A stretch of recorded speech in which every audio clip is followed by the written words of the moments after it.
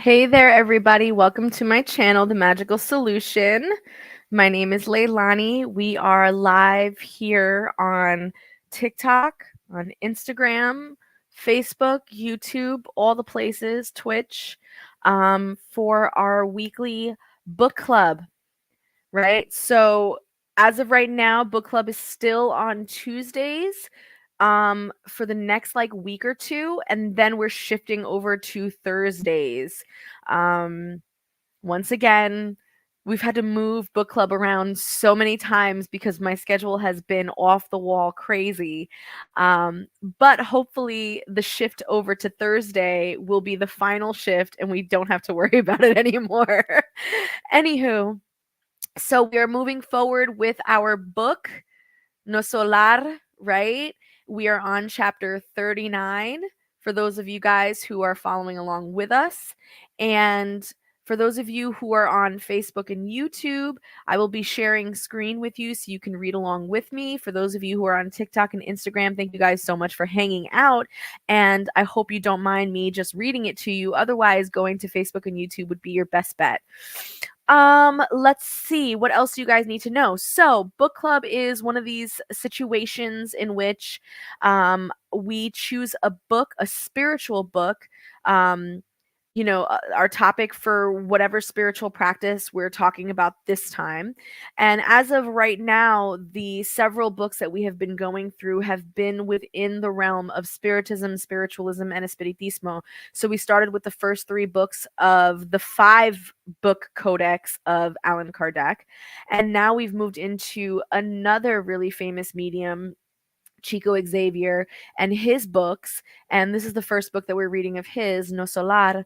And I'm really excited to get this going. So if you guys are here in the live right now, make sure you drop, where you're watching from, or drop your name. Just say hello. I would love to see you guys. And let me share screen now with my peoples over here. Okay. Beautiful. There it is. Give me a thumbs up if you guys can see that. And we shall keep it moving. Let me maybe do this a little bit more. There we go. That looks a little bit better. Okay. Here we go. Chapter 39, Consulting Laura. That's the title of the chapter, Consulting Laura. Tobias's case made a deep impression on me. The memory of his home, organized according to new principles of brotherly union, haunted my mind. After all, I also still considered myself the head of an earthly household and could well imagine how difficult it would be if I had found myself in a similar position. Would I have the courage to follow Tobias's example? I thought not. I could not see myself as capable of worrying my dear Zalia so much, nor would I accept such an imposition on her part. My observations of Tobias's household tortured my mind. I could find no satisfactory answers to my questions. I felt so perplexed that the following day I decided to pay Lysias a visit in my leisure time in order to consult Laura, whom I trusted as a mother. I was welcomed with great joy and had to wait for an opportunity to talk calmly with my friend's mother. When the young people left for their usual evening entertainment, I found myself alone with my generous friend. Although embarrassed, I told her what was troubling me. She listened attentively and responded with a knowing smile. You were right in coming to discuss this question with me. The solution of any soul-searching problem requires friendly cooperation. And after a brief pause, she went on. Tobias's case is but one example of countless similar arrangements here and in other spiritually evolved communities. But it does shock our feelings, doesn't it? I remarked earnestly. From a merely human point of view, those things are even scandalous. However, my dear friend, we must now consider above all principles of a spiritual nature. So, Andre, we have to try to understand the evolutionary phases of life. Since we have to undergo a long period of animal existence, We cannot expect to get rid of it all of a sudden. We take centuries to emerge from the lower stratum. Sex is one of the most misunderstood of divine faculties. Thus, for the present, it won't be easy for you to grasp the evolved aspect of the domestic organization you visited yesterday.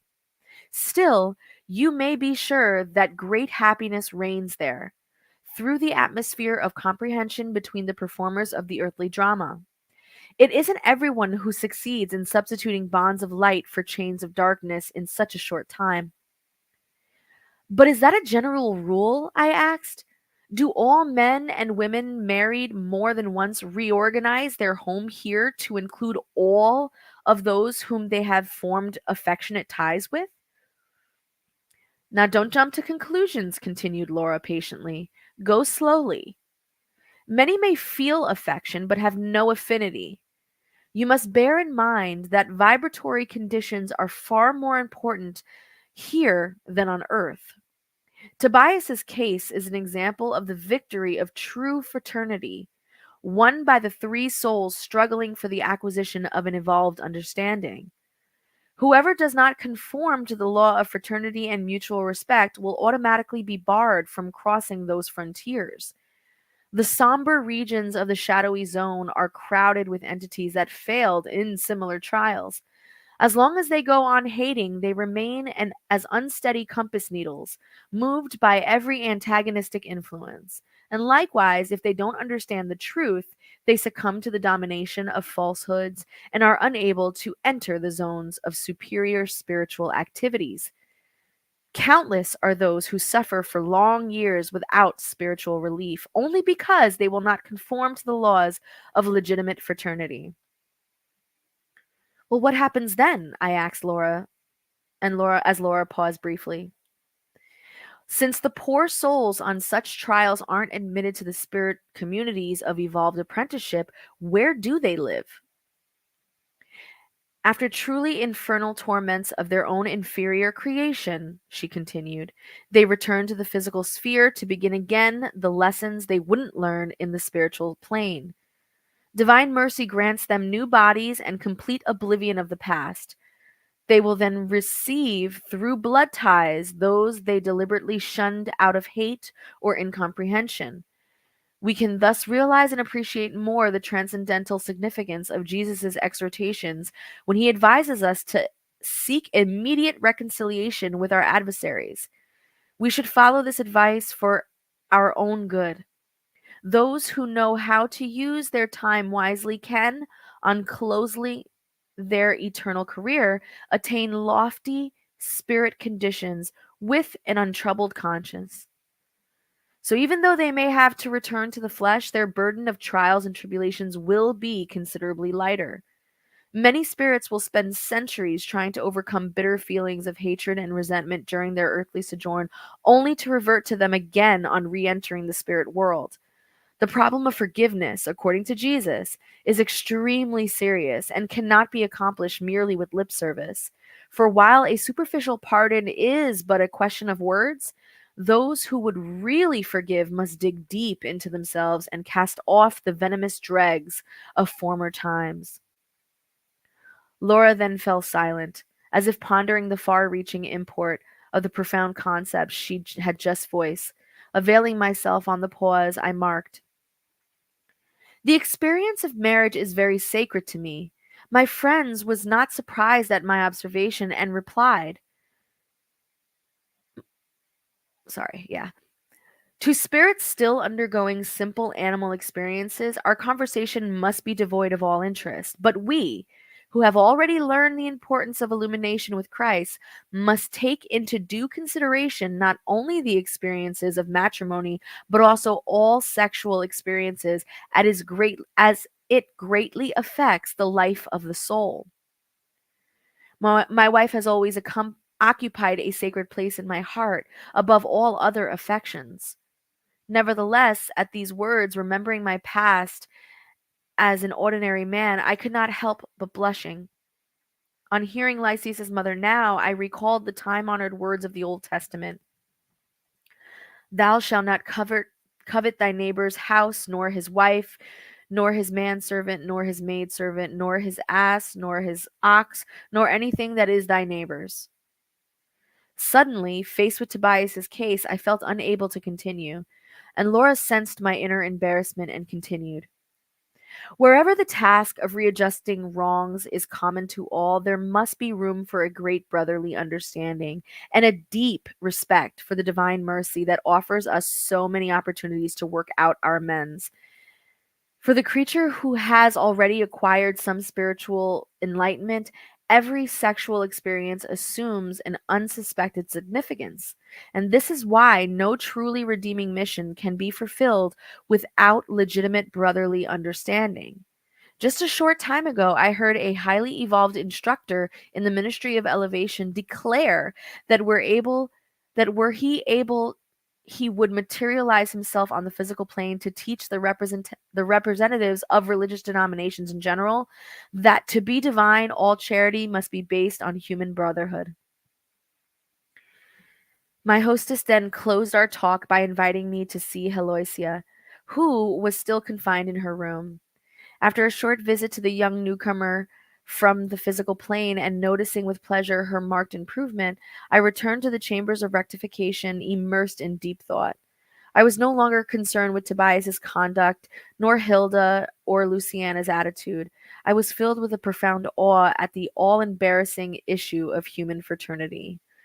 So this is an interesting chapter. So if you guys can recall the last book club, but we got a chance to visit Tobias's house, and Tobias is a dude who, when you visit his house, he has two wives, one whom he was married to in the earthly plane, who then died, and then he got remarried, and that remarriage was closely tied to his wife in the spiritual realm, because the wife in the spiritual realm had to go through a lot of spiritual elevation in order for her to first accept the fact that her husband needed to move on, for his own health and for the betterment of their household and children, but that she also contributed and played a part in, sort of fostering that relationship and allowing it to be what it ended up turning into. And so when Tobias passed away and when Luciana passed away, it was as if they were all able to come together as a polyamorous family, as a triplet, and be able to live with each other in that fraternity of marital love, despite it being sort of controversial and not really the normal just husband wife scenario. And so as you can see, Andre had a really difficult time with that. Like, he just could not wrap his head around it. And so when he speaks to Laura about this, whom, if we remember from previous chapters, is the elderly lady, who he kind of like adopts as his spirit mom, in that realm, and who kind of, she takes him under her wing as well.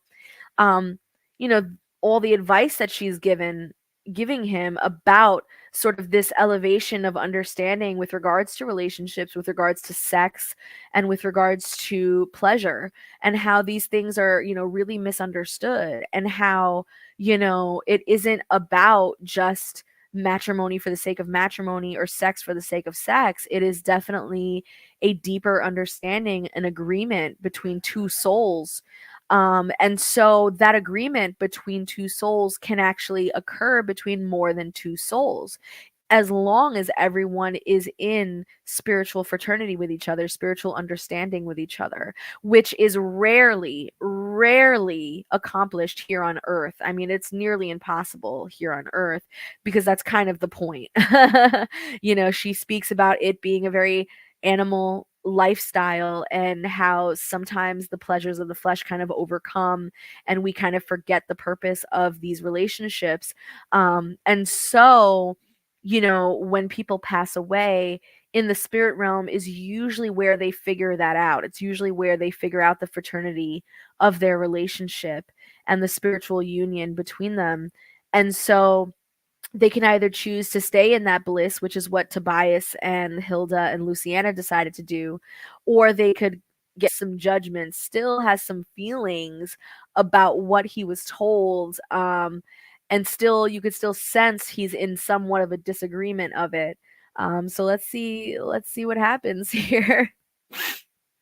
So now we're in the next chapter, chapter 40, which is as you sow, so shall you reap. Ooh, excuse me, I'm going to take a sip really quick.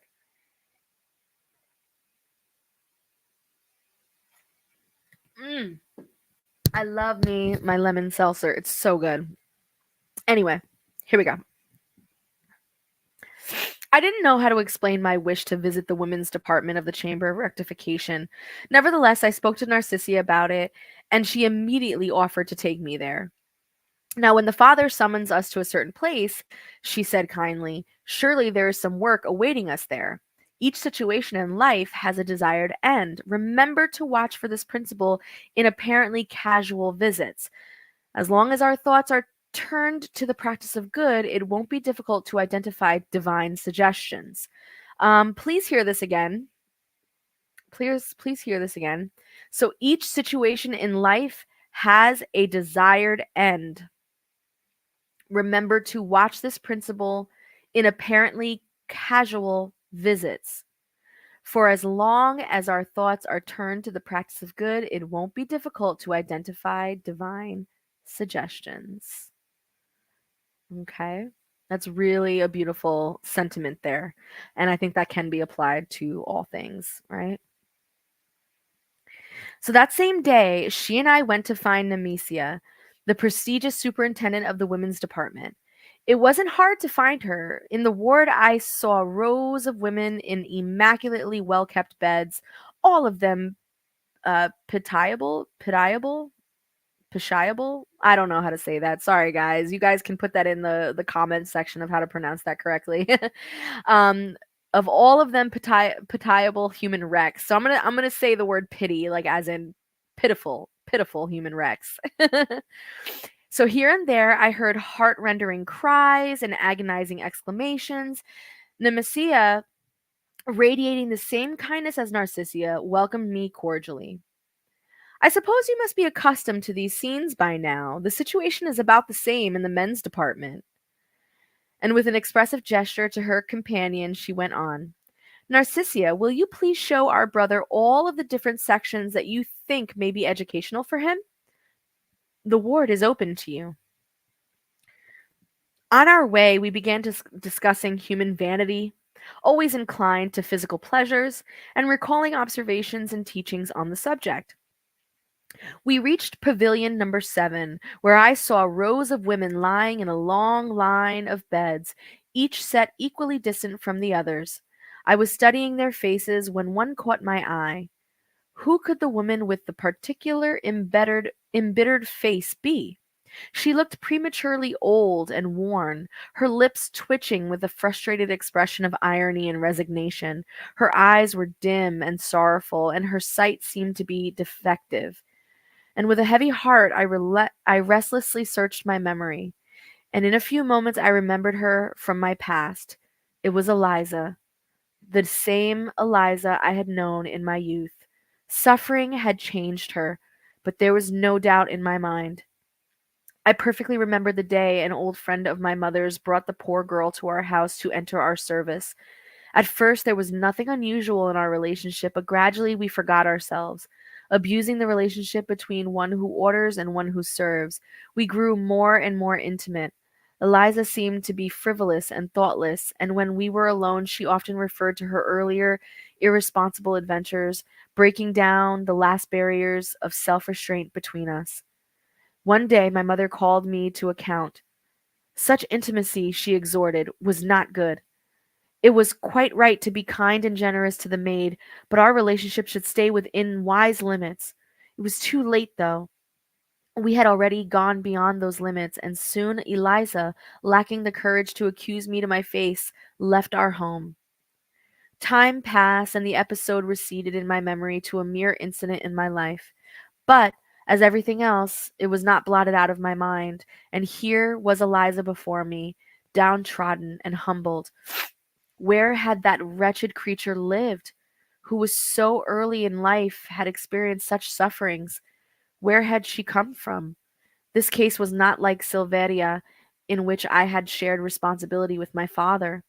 Here, the debt was all mine. I was nervous and put to shame my accusing reminiscence, and, like a child anxious to be forgiven for wrongdoing, I turned to Narcissia for guidance. At times I admired the trust those saintly women inspired in me.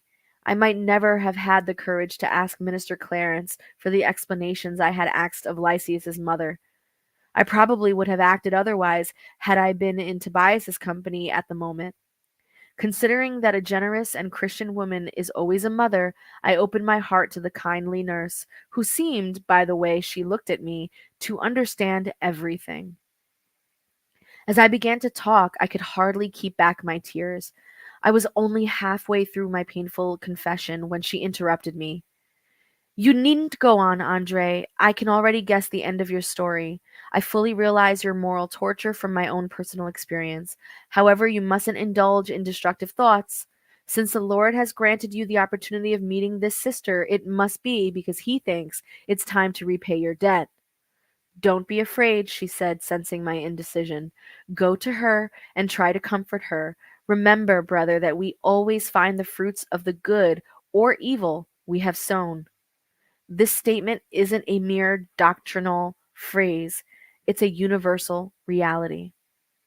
I have learned a great deal from similar situations. Blessed are the debtors who are ready to pay.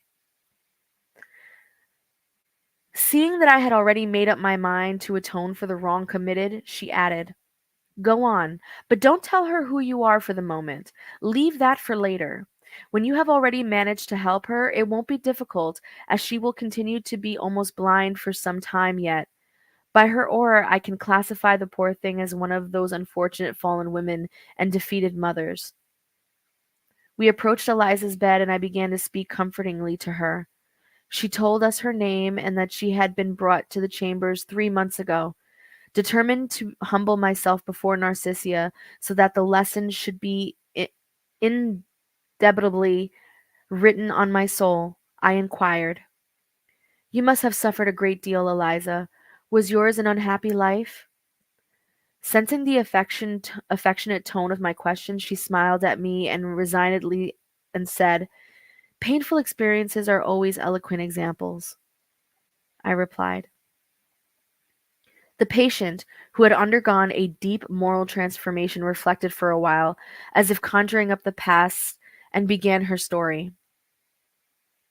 I wasted my life, as do all those reckless women who exchange the blessed bread of work for the venomous gall of illusion. Born in an extremely poor home, I was still very young when I went into service in the home of a well-to-do businessman. He had a son who was as young as I. There, my life underwent a great change. An undue intimacy gradually developed between his son and myself until at last all reaction on my part would have been useless. I forgot that God never denies work to those who wish to live worthily, and gave myself up to a series of painful experiences which which I needn't relate.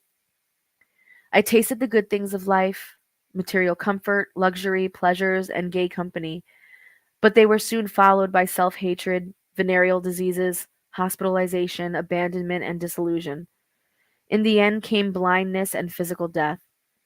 In great despair, I wandered for a long time until one day I prayed so fervently to the Blessed Virgin that for her sake some heavenly messengers rescued me and brought me here to this generous house of assistance.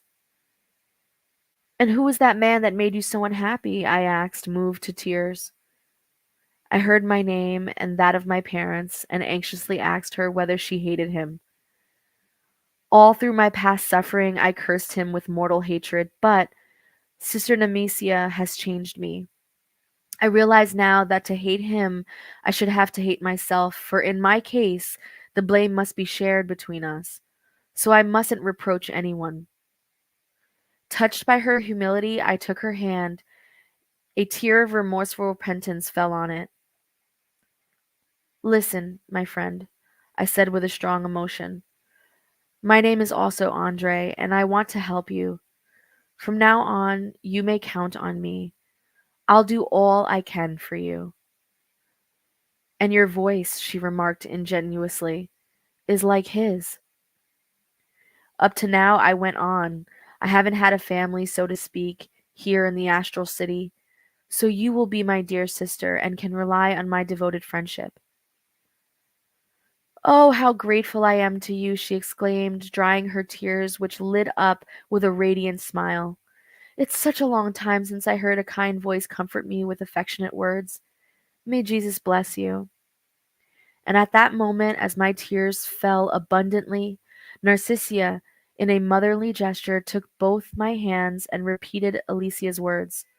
May Jesus bless you. Dang. That was a serious chapter. That was a serious chapter. So that just goes to show, you know, the golden rule or the universal rule that they express here, which is what you sow, you will reap, whether in this lifetime, in the afterlife, or in the next lifetime. You will account for your actions.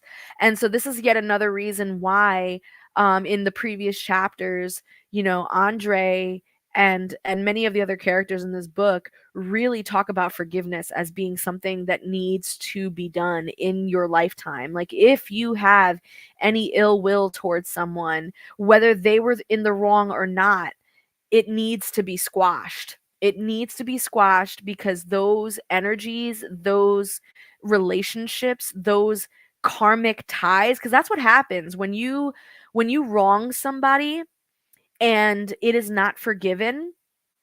um it creates a cosmic tie that then links you to that person until that situation is rectified. And so, you see a lot of things happening where, like, you know, you wrong someone, um, and you don't rectify it, and then in your next life, or your wife gets pregnant and ends up having a child that has the same exact mannerisms and everything of the person whom you wronged. And literally forces you to face that person every single day for the remainder of that child's life. Not only face it, but then have to caretake for it. Um, same things with, if you've wronged someone with disabilities, or you wrong someone who was poor, or you wrong someone who was less than what you considered favorable, that it may manifest in your life. Your next child might have a disability, or you yourself might fall into poverty, or whatever the case may be. And again, that may not happen in this lifetime. It may happen in the afterlife, and it may happen in the next lifetime, which for some people is enough to not have them handle the situation. It's like, oh, well, I don't have to worry about it. It's not until my next life. And so that's enough to just say, fuck it. But for those of us who kind of understand how these energies work, that is still too close of a time period away. And you might as well address it now while you are alive, and while you have the control to address it, and while you can remember, because that's the other thing too. Your memory gets cleaned when every time you're reincarnated, you get cleaned out. And so these reconfrontings of these energies, or these acquaintances with these karmic ties, are not going to be something that you remember, but you know damn well that the feeling that this person gives you, or the situation that you and this person are now in, is going to definitely be a triggering one. And it's a triggering one that comes from a deep-seated karmic uh DNA situation. You know what I mean? You won't know why. You may not understand it. You just know that it's a visceral trigger that will cause you to act certain ways. And so this is yet another really good example of why forgiveness is so important in this lifetime. All right, chapter 41, a call to the struggle. In the first days of September of 1939, the Astral City, like several other spirit colonies connected with American civilization, suffered the impact of the conflicting currents in the world of the incarnate. The Second World War was about to begin and would be just as disturbing in the spirit spheres as it was destructive on the physical plane. Amongst us, there was considerable talk about the war in perspective. Many of us could hardly disguise our horror at the imminent social upheaval. It had long been known that the great brotherhoods of the East had been enduring the antagonistic vibrations of Japan and experiencing great difficulties. But now curious facts of marked educational significance could be observed. Just as the noble spirit circles of old Asia were acting in silence, the astral city started preparing itself for the same kind of work. The governor issued valuable exhortations bearing on fraternity and sympathy, particularly emphasizing the need to exercise special care in our thoughts and in curbing our negative sentimental impulses. I saw that evolved spirits in these circumstances took on the aggressors not as enemies, but as trespassers violating the universal order, whose criminal activities must be restrained.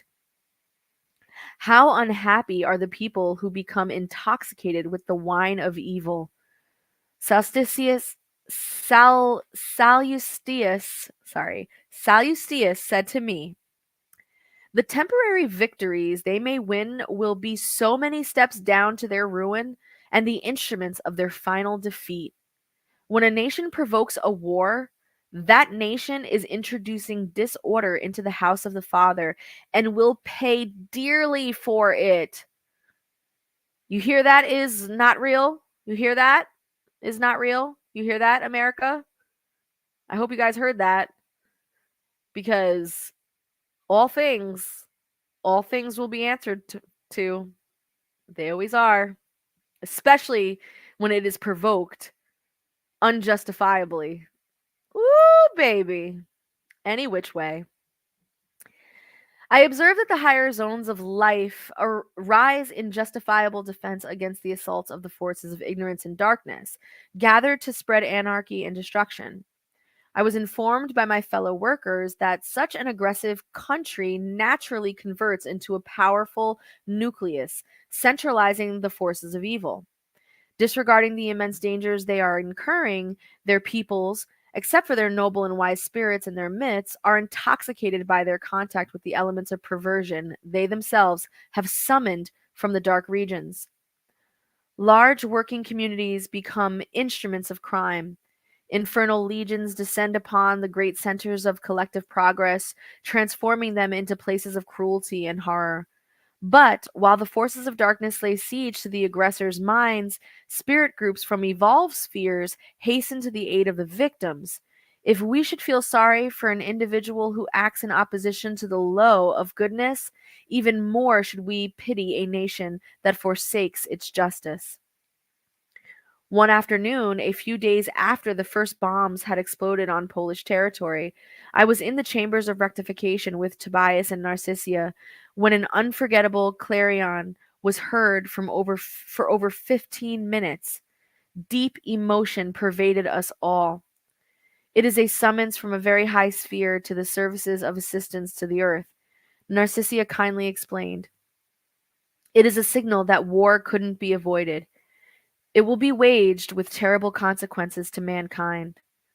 Tobias exclaimed, disquieted, distance notwithstanding, all psychic life in America had its origin in Europe. We will have a difficult task preserving the New World.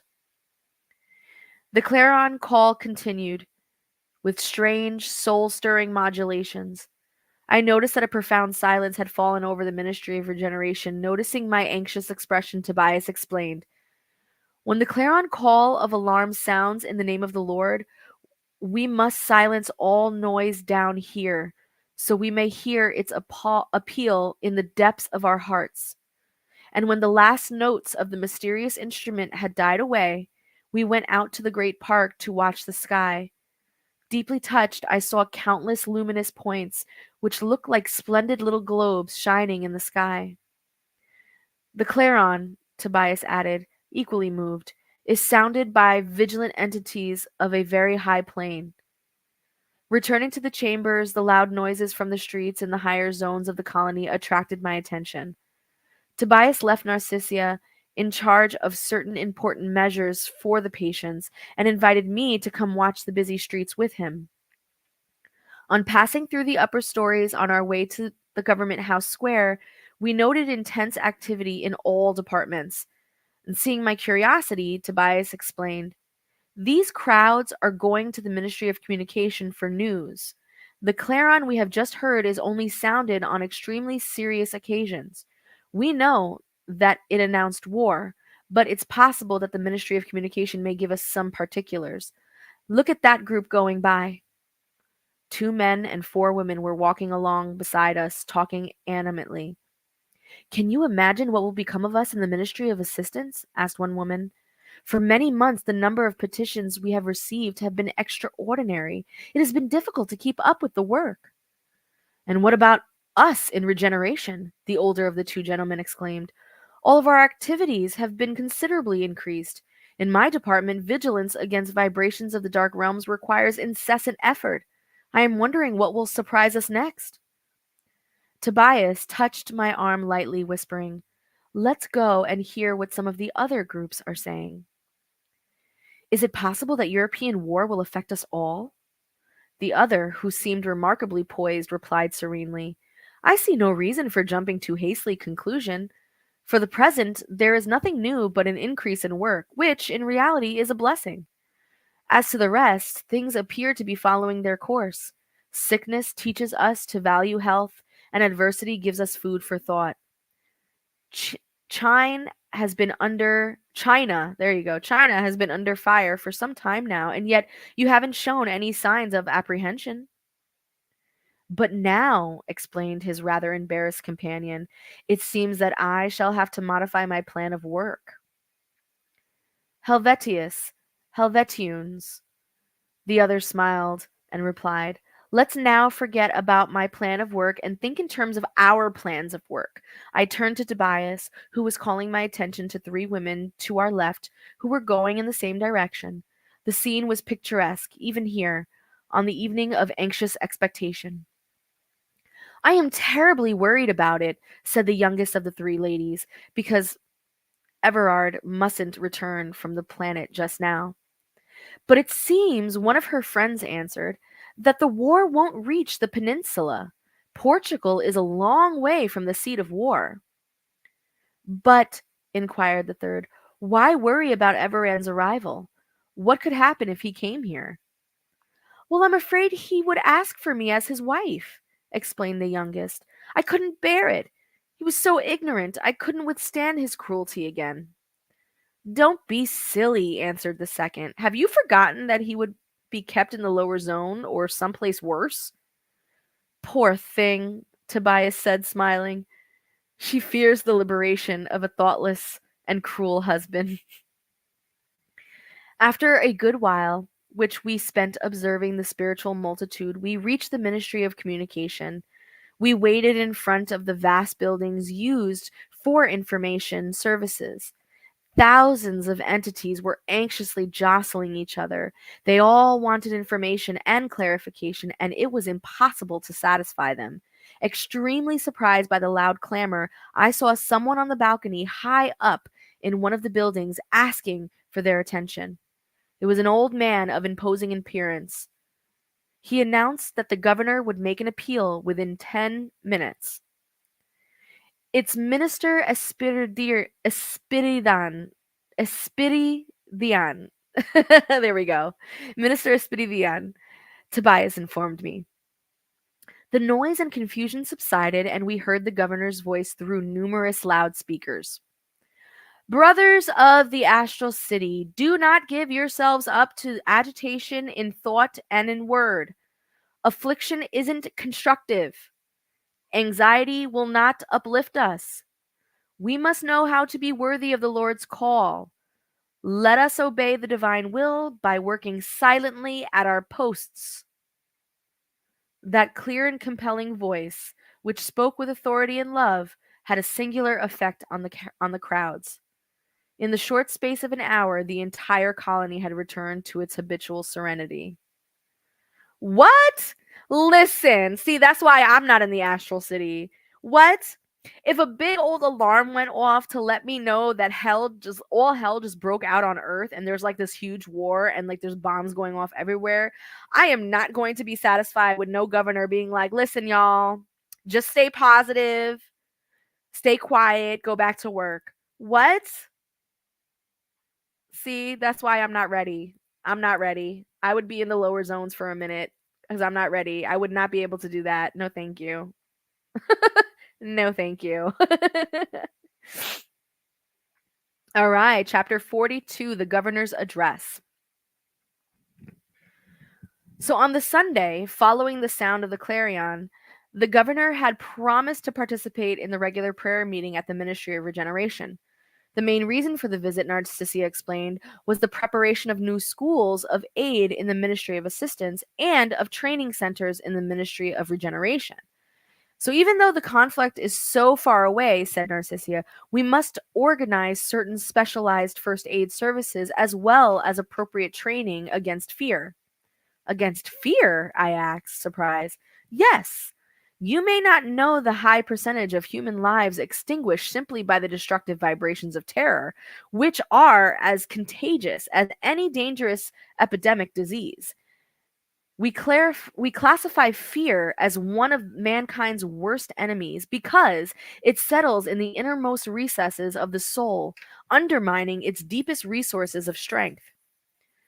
Noting my astonishment, she continued, rest assured, in emergencies such as this, the government values training against fear far above even the nursing courses. Serenity guarantees success. Later, you'll realize the tremendous significance of these measures. I found nothing to say in answer to her, and on the eve of the auspicious day, I had the honor of being chosen, along with a great many others, to clean and decorate the large hall which was set aside for the use of the colony's greatest leader. I was understandably apprehensive, as I was about to meet the noble mentor for the first time. I wasn't alone in my feelings, however. A great many of my companions were in the same condition as I. It seemed that the social life of our ministry had begun to center around the great natural hall since dawn that Sunday, when caravans from all departments within the Ministry of Regeneration began to arrive. The great choir of the government house temple, together with the choir boys of the Ministry of Elucidation schools, began the ceremony with a wonderful hymn entitled Always with Thee, Lord Jesus, sung by 2,000 voices. Other singularly beautiful hymns followed, filling the hall with their heavenly music. The gentle murmuring of the perfumed breeze seemed to respond to the soft strains. The entire regeneration staff had received entrance privileges to the enormous green hall because the prayer meeting was dedicated to them, and the other ministries were represented by delegations. For the first time, I had the opportunity to see workers of the ministries of elevation and divine union, who had appeared to be clothed in a bright, luminous glow. The beauty of the festivities exceeded anything I could possibly have imagined. Musical instruments of sublime vibratory power filled the atmosphere with soft melodies, and at 10 o'clock, the governor made his entrance, accompanied by 12 ministers of regeneration.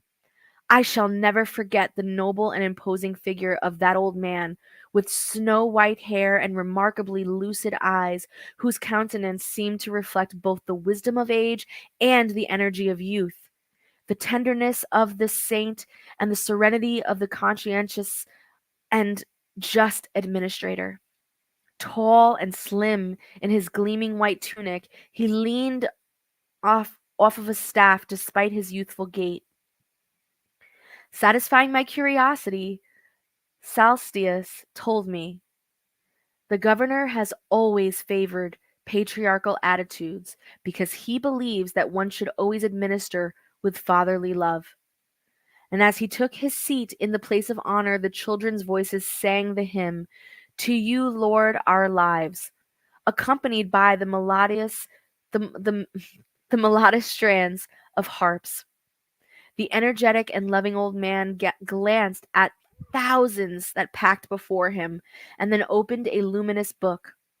The Gospel of our Lord Jesus Christ, my friend told me, and having carefully selected a page, he read slowly. And ye shall hear of wars and rumors of wars. See that ye be not troubled, for all these things must come to pass, but the end is not yet. The Master's words, Matthew 24, verse 6. And with his voice greatly amplified by electric vibrations, the governor invoked the blessing of Christ. Then, after greeting the representatives of divine union, elevation, and elucidation, communication, and assistance, he addressed himself to all the workers of our ministry. It is impossible to describe the gentle but firm intonation of that unforgettable voice, at the same time loving and compelling, or to express on paper the exalted purpose of those divinely inspired comments of the gospel, inspired by a profound veneration for sacred matters. Ending his speech, the governor turned to the workers of regeneration and said, Brothers, whose labors are more closely connected with earthly activities, it is you that I address my personal appeal, expecting much of your noble dedication. Let us give the best of ourselves in courage and service. Now that the legions of darkness intensify the difficulties of the lower spheres, it is imperative that we kindle new lights to dissipate the dense shadows obscuring the earth. It is to you, workers of the ministry, that I have dedicated this meeting with my heartfelt trust. And at this moment, therefore, it is not our brothers whose minds already function in the higher planes of life whom I ask to shoulder this gigantic task, but you who still carry some of the world's dust on your sandals. The Astral City needs 30,000 workers trained in defense service, 30,000 cooperators willing to forego all demands of rest and personal considerations while our battle is waged against the unleashed forces of ignorance and crime. There will be plenty of work for all in the vibratory border regions between ourselves and the lower planes, for we cannot wait the enemy at our gates. In collective organizations, prevention must be considered an essential measure for the preservation of internal peace. We, in the Astral City, are over 1 million people devoted to superior designs and to our own moral improvement. Would it be charitable to allow our colony to be invaded by millions of rebellious spirits? So there must be no hesitation in the defense of the common good. I know that many of you have the great crucified one in mind at this moment. Yes, Jesus gave himself up to a mob of rioters and criminals for the sake of redemption, but he did not hand over the world to disorder and ruin. We should all be ready for individual sacrifices, but we cannot give up our dwelling place to evildoers. Of course, our essential task is of confraternity and peace, love and assistance. It is obvious that we consider all evil as a waste of energy and all crime as a disease of the soul. Yet, we must bear in mind that the Astral City is a divine patrimony, which which we must protect with the best energies of our hearts and souls. That which we cannot preserve, we are not worthy to enjoy. Therefore, let us prepare legions of workers to go on missions of fraternal love to Earth and to the lower zones and the regions of darkness, teaching, helping, and comforting. But we must above all organize here in the ministry a special legion of defense to safeguard our spiritual attainments within our vibratory frontiers. He went on in this way for a long time, stressing the importance of certain essential measures to be carried out, expounding deep considerations which I would never be able to reproduce here. He finally closed his address by repeating the verse from Matthew, which he had used to begin with, and again invoked Jesus' blessing on all his listeners, so that none of us should receive the divine benefits in vain. Moved and fascinated, I listened to a hymn which Minister Veneranda had named The Great Jerusalem. sung by the children. And as the governor stepped down from the lectern in an atmosphere of renewed hope, a gentle breeze, perhaps from distant spheres, showered the wonderful blue rose petals on all of us, which melted away as they touched our foreheads, filling our hearts with intense joy. Woo! That was crazy. So it seems like this chapter, not only was it a chapter that required us to understand that the spiritual realms and that the spirits in those realms work tirelessly day in and day out, and sometimes without rest, in order to not only care for the victims of war, but to protect against the the criminals of war, the ones who end up dying and whatnot, and now find themselves at the gates of the astral city. So these are spirits who manage to walk their way out of the lower zones and through the fields of darkness, and manage to find their way to the gates of the astral city, which we remember from a previous chapter. Remember that woman who was at the gate, and Andre and Narcissia were there, and Narcissia could see what was up with her, but Andre couldn't. And then Narcissia was like, "Yo, we need to go speak to, you know, Clarence, because this is a bigger issue than I thought." And when Clarence came, Clarence was like, "Yo, she's all types of fucked up. We definitely can't let her in." You know what I mean? And so what we saw in that instance was a woman who was pretending to be in need, pretending to be vulnerable, pretending to need help, when really she had all of these dark spirits all around her. And when she was rejected from the city, all of a sudden her vile nature just sprang forth, and she was very wretched, and her words were very harsh, and like it was wild. And Clarence, looks at Andre and was like, "You see what I'm talking about? Like, you may not see right away what is happening with these people, but they are what we consider toxic. They are rebellious spirits. They are toxic spirits. And although we may have the ability to help them, that doesn't mean we should at this point in time. They managed to escape the lower zones for whatever the reason and make their way here, but they needed to be in the lower zones. There's a certain amount of suffering, there's a certain amount of shedding of one's ego and shedding of one's evil spirits in those lower zones, in order to be rescued from the messengers and then brought to the astral city, because at that point you have been deemed worthy. You have been deemed worthy of saying, "Yes, I surrender, I give up, I'm ready to change." Like you're at a breaking point when you're taken out of that situation. This particular person managed to escape that and never really lost that, and so she was at the gates prematurely. And so what this minister in this chapter is, what the governor in this chapter is talking about, is when these wars happen, because of the influx of deaths that are going to be coming our way, and that are going to be flooding the lower zones, there is going to be a chance, a very high chance, that there will be a large number of these rebellious toxic spirits who make their way to the gates and are going to demand wanting to come in to be purified. And so there is something to be said about the governor being like, "Look, we are holy people, sure. We are spirits who are able to help, sure, but we're not idiots either. Like, we need to have our sacred space. We need to have our sphere free of any toxic energies, so that as we heal others, we are then able to fortify ourselves in our sacred spaces that have been untainted." But if we let these people in, it will their toxicity will leak into these spaces, and we will no longer have a safe space for which to fortify our own spirits and to be able to give light to ourselves to be able to continue to do the good work.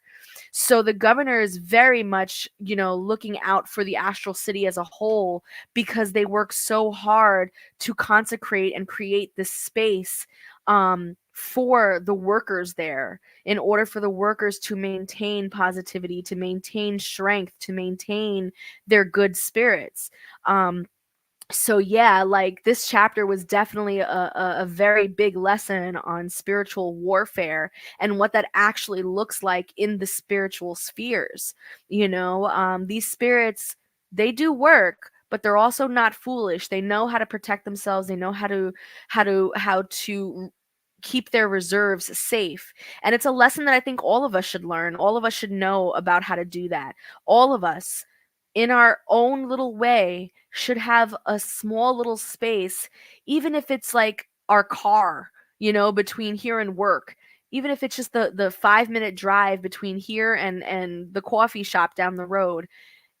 If that's all that you have to fortify your spirit and to give yourself a little reprieve from the rest of the world, then by all means, really take care of that and protect that space. Don't allow toxic energies to enter that space and taint it, because then you'll lose it and you'll have to start all over again. And that, in and of itself, is a lot of work, right? Anyone who has taken my spiritual development classes knows that creating sacred space, creating sanctified, consecrated space, is not something that's a one and done situation. It takes a while to create that type of a space, to create holy space. And once it's created, then it must be protected so that it will always be that space for you. So yeah, great chapter. All right, guys. So do you have any questions for me? How are we going? Because I'm going to stop there and I'm going to uh, answer questions now, and we will pick up again on chapter 43. Okay. So how are we feeling about all of that?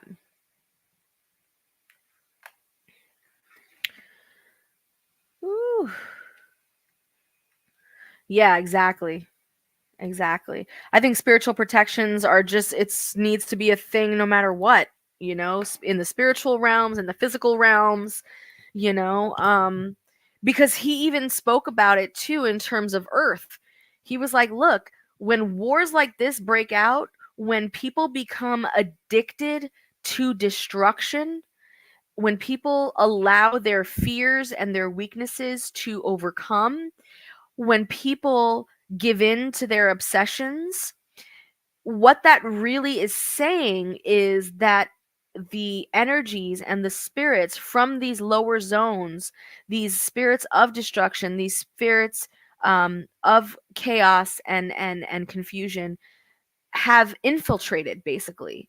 And they've infiltrated in these places of power, who are able to then declare war and act a certain way, at which point now a gate is open, because when you get into these larger sort of humanitarian activities, right, so these larger sort of big social issues, now it becomes a situation where a whole doorway gets open, and many legions of these types of spirits will then begin to infiltrate these spaces. So now the politicians aren't the only one who's been tainted. Now the soldiers are tainted. Now the people on the ground floor are tainted. You know what I'm saying? And so what the governor was saying is, so while the legions are doing their bullshit, we need to get ready and make ourselves available to the victims. Right? So this is when we start to see stories, and you're going to see this everywhere, and you may even see it now with what's going on over in Palestine, what's going on all over the world right now. You may start to see stories of people being miraculously rescued, people being miraculously healed, people having sightings of angels, people having sightings of light beings, people having encounters with earth angels and things like that. You're going to start seeing these stories pop up during great times of war and turmoil. And that is because these spirits from these higher spheres are coming down to try and help these victims and try and be assistance to these victims, to try and help them cross over peacefully and all of that stuff. Because you have to remember, these spirits, they can't prevent things like that. This isn't about stopping the free will of man.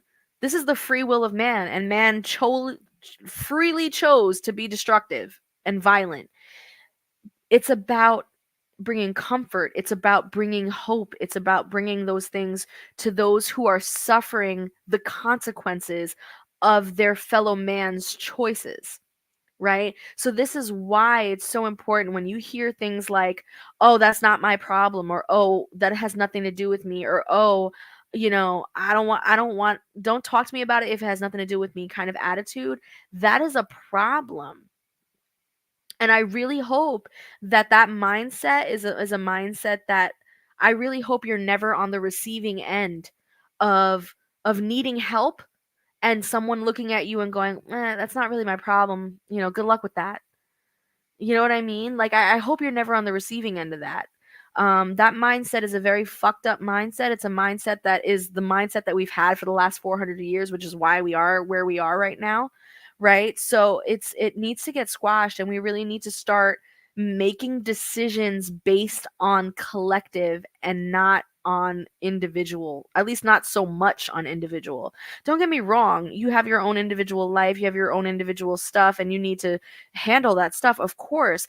But when it comes to collective, humanitarian decisions like voting, like, environmentalism, like, feeding the hungry, taking care of the children collectively, healthcare, all of these things are collective humanitarian issues that we must handle together and in a way that helps everybody. Otherwise, those individual choices that you're all so proud of having and that free will that you all want so much for yourself will get infringed upon no matter what. It will get infringed upon in the wrong types of way. I'd rather be infringed upon to help my fellow man than to be infringed upon to hurt my fellow man and to hurt me. That makes no sense. But that's what we choose to do every single time. That is what people choose to do every single time. And it's one of those things where we could see here in this chapter is not a fucking option. It's not only not an option, but it's also a choice that you will pay for. You will pay for it. We've seen it time and time again. Right? So, yeah, man, that was a really, really like serious couple of chapters. Let me know how you guys feel about it. Let me know.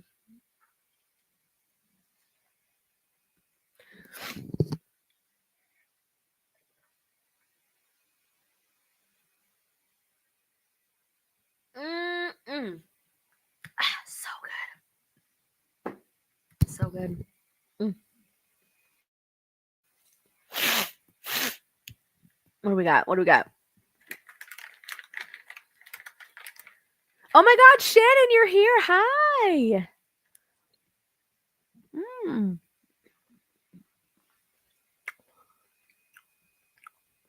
Okay. So the Vedic comments, the doctrine of Shin Shan teaches that the human mind is like a mirror, which attracts and reflects each dust atom. The sixth patriarch of the northern China, who taught the esoteric doctrine of the Bodhidharma, Chan Buddhist teacher circa 606 to 706. Shin Shine, or Shin Shu, the legend states that he wrote, "The body is a Bodhi tree, the mind a standing mirror bright. At all times polish it diligently, and let no dust alight." Oh, I love that. I love that. I love that. Yeah, exactly. And here's the crazy part too about, and to take that even a step further, right? Like, it's like this idea that yes, the mind is definitely a mirror, and it's a mirror to ourselves, to see ourselves. But when you also take that a step further and think of your mind as nothing more than a piece of the collective mind, then that mirror becomes a hell of a lot more important than just you and your own individual stuff. You know what I'm saying? And keeping your portion of the mirror clean is imperative in the collective mirror. You know what I'm saying? That's a beautiful, beautiful phrase. All right, y'all. Well, it is now 8 o'clock or a little bit past 8. That means book club is done. Questions, if you have any more, continue to comment them. I will definitely go back and check them out. Make sure you meet us here next Tuesday, right? So 6 p.m. I will be on Instagram and TikTok giving some free oracle readings to whomever, and always giving my patrons first come first serve kind of stuff. And then at 7, we do our book club as per usual. So thanks again so much for hanging out with me tonight. Make sure you like, comment, share, and subscribe. But most importantly, remember, this is how we grow, you guys. Take it easy.